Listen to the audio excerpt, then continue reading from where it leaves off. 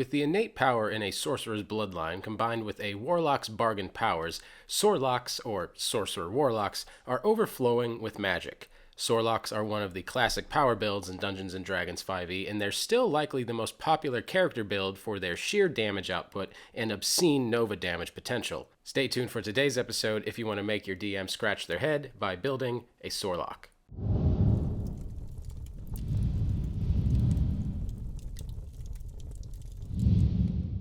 Both the Sorcerer and the Warlock are spellcasting classes that utilize Charisma as a spell ability, meaning you won't lose any effectiveness to ability spread.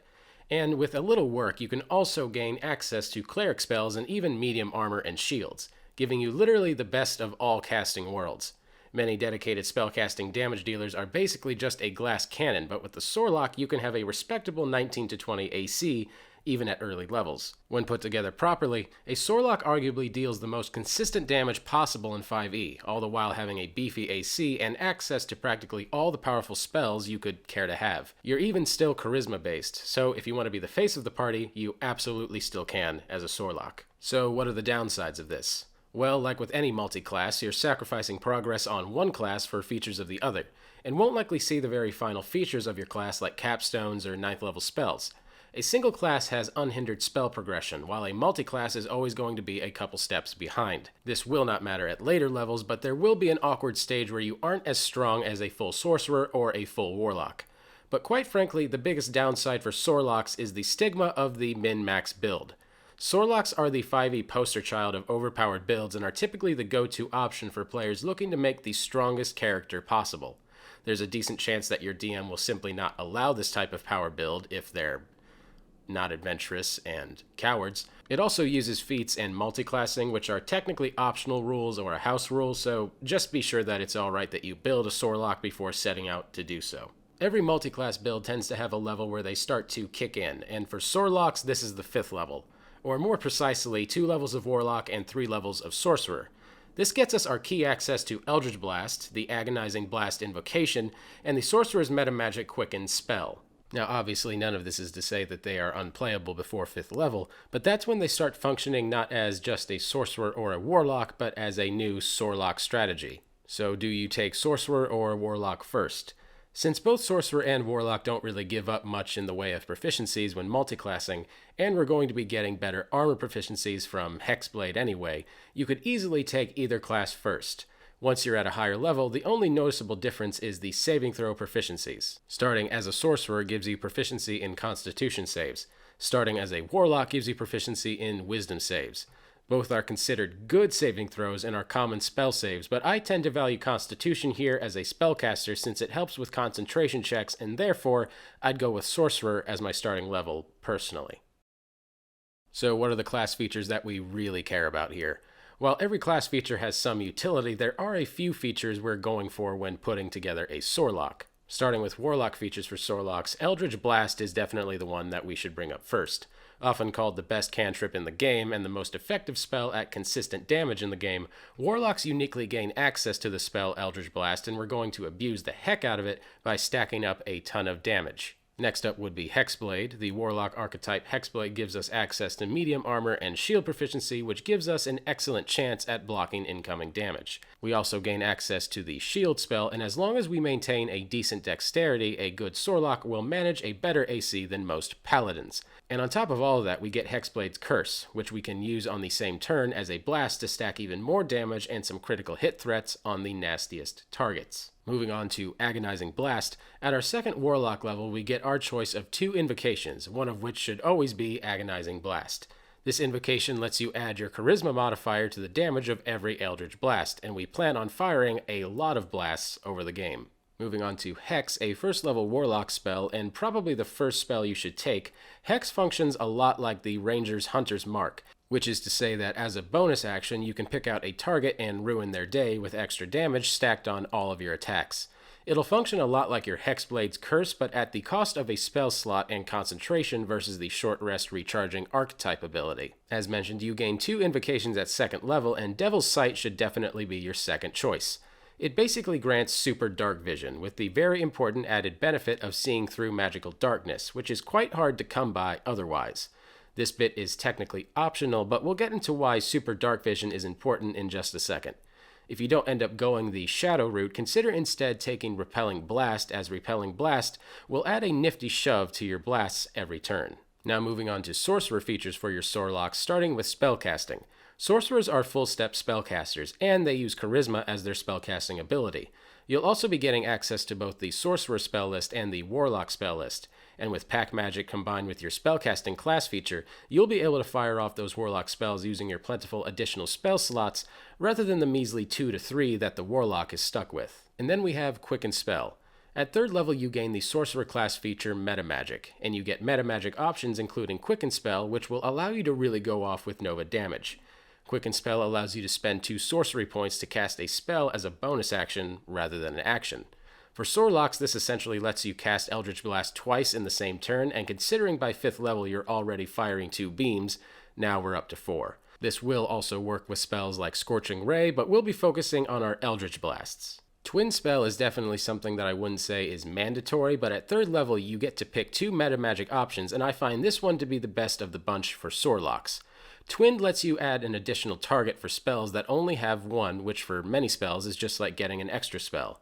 This won't help our Eldritch Blast plan directly, but it can apply to things like the Hex spell, and a Twin Inflict Wounds is downright nasty. Distance Spell is also arguably a better option for Eldritch Blast when you're going for a sniper strategy.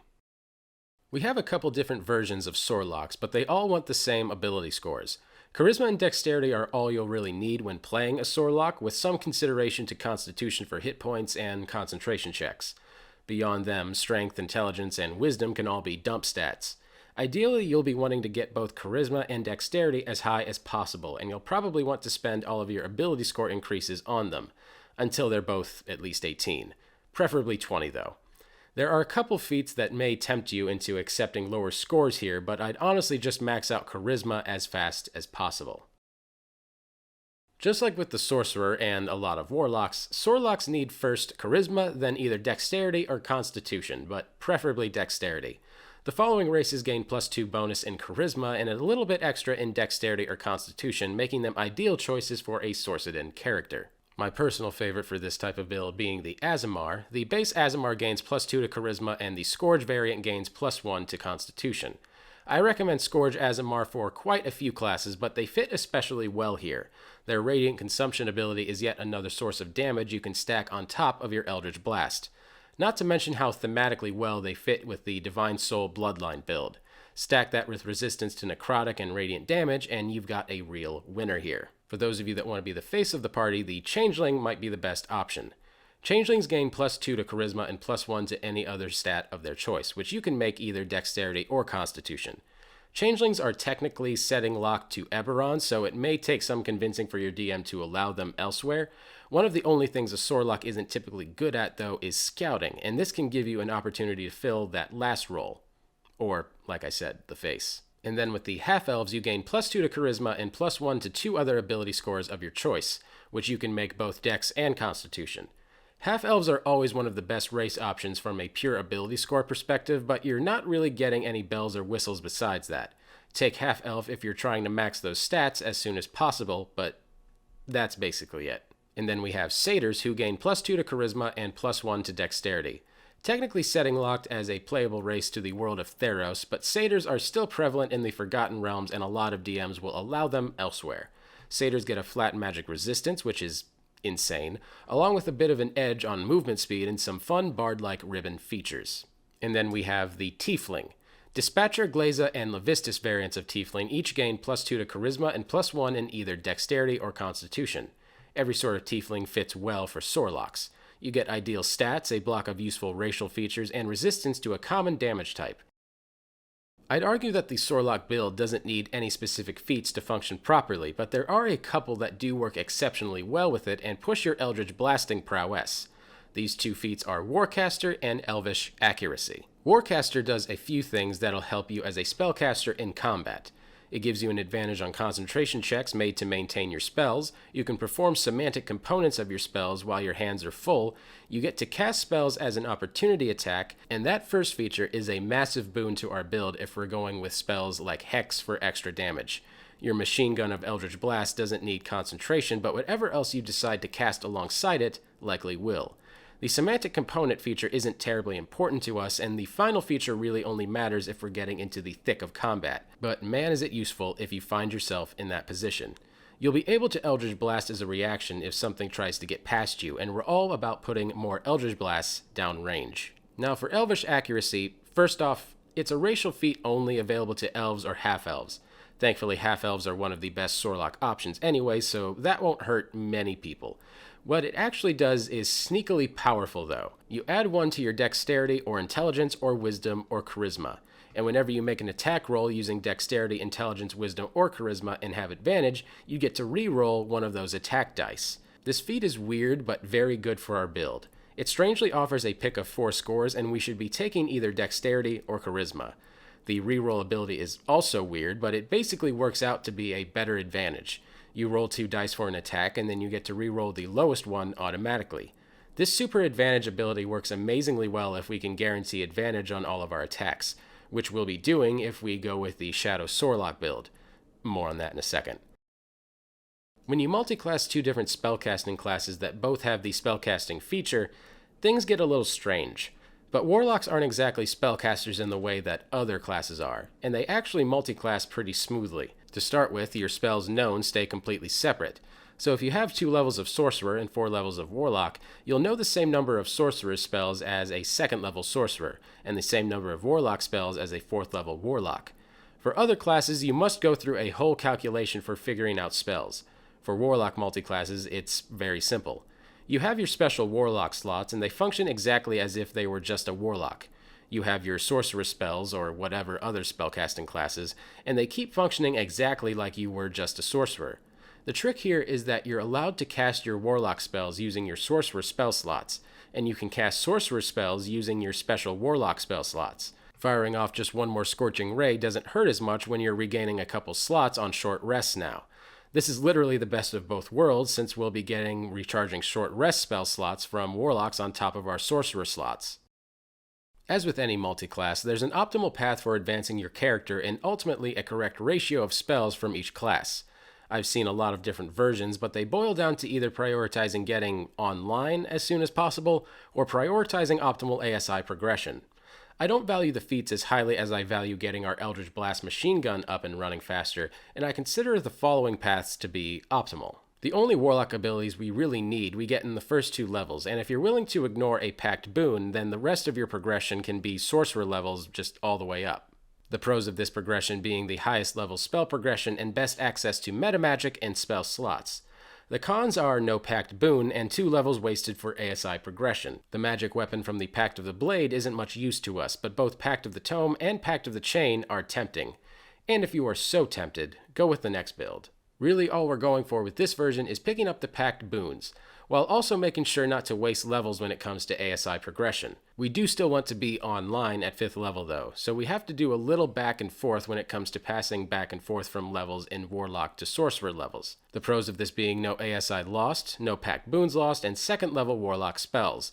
The cons being Sorcerer spells come later.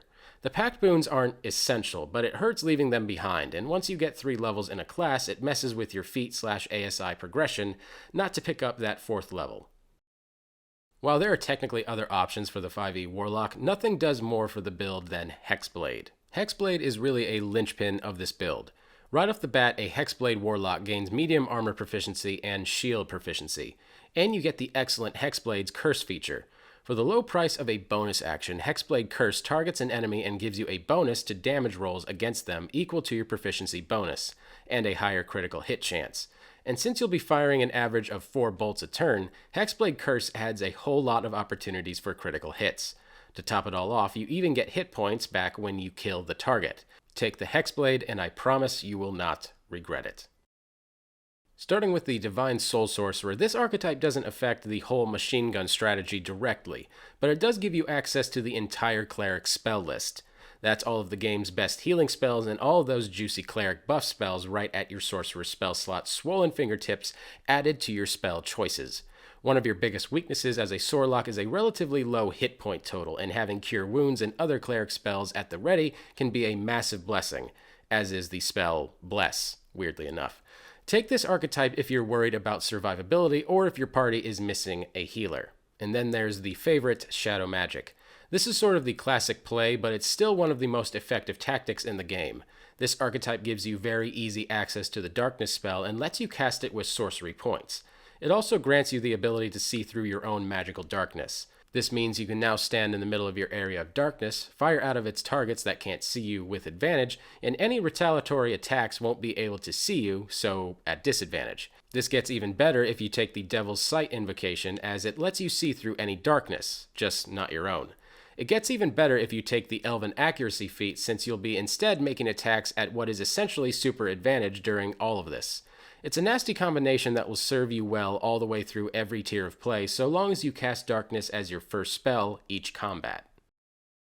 While I can't say I have ever run a Sorlock myself, I have definitely DM'd for a few, and they're everything that the legends say. Anyone that can deal an average 102 damage a turn? DMs, it's your real test. Thank you guys so much for watching. I really appreciate it. Be sure to like and subscribe because we put out new videos like this every week. And if you've ever built a Sorlock in the past, I would love to read about them down in the comments. Thanks again for watching. My name's Patrick Ferguson from Skull Splitter Dice, and until next time, farewell.